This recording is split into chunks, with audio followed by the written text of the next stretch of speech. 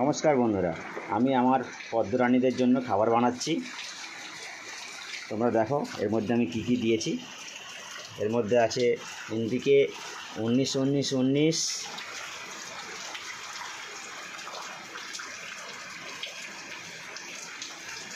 (0050),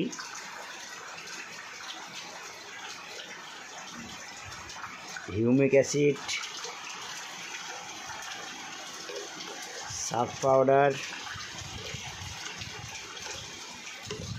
আর আছে magnesium sulphate.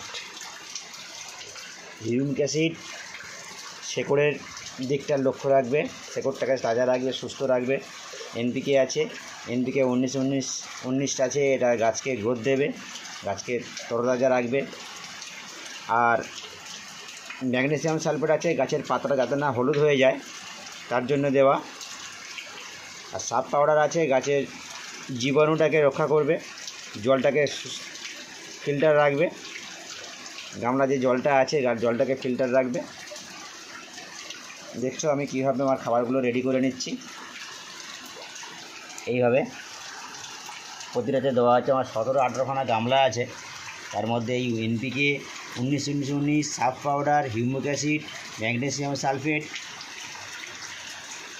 এগুলো সব আমি দিয়েছি।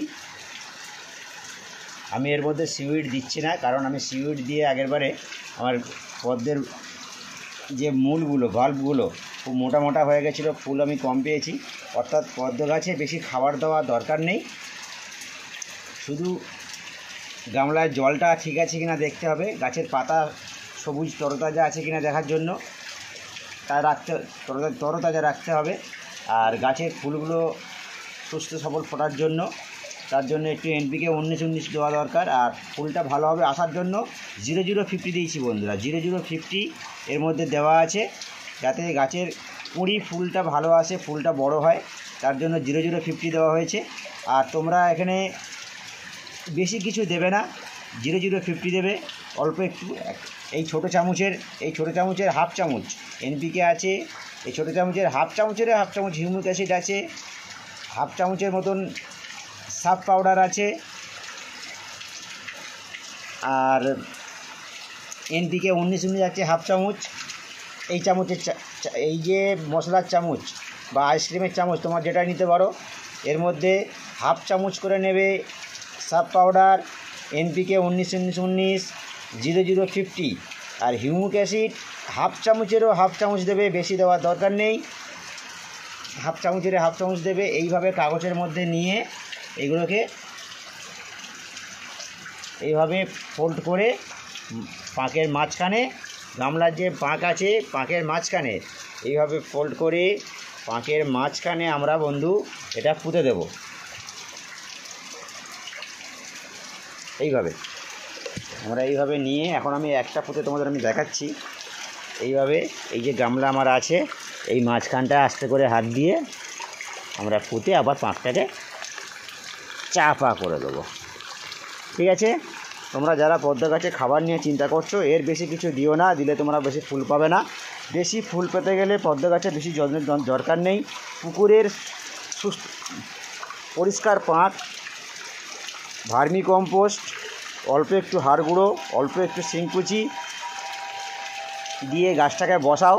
গাছটার গ্রোথ এসে গেলে অল্প করে এনপিকে 19-19, সার্ফ পাউডার, ফুল আসার জন্য 0050, আর পাতা সবুজ তরতাজা রাখার জন্য তার জন্য তোমরা দেবে ম্যাগনেসিয়াম সালফেট দেবে।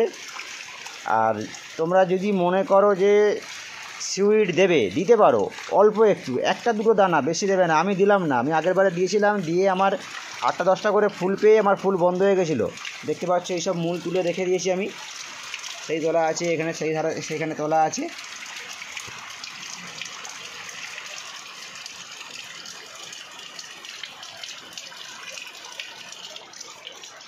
তুলে রেখে দিয়েছি আমি।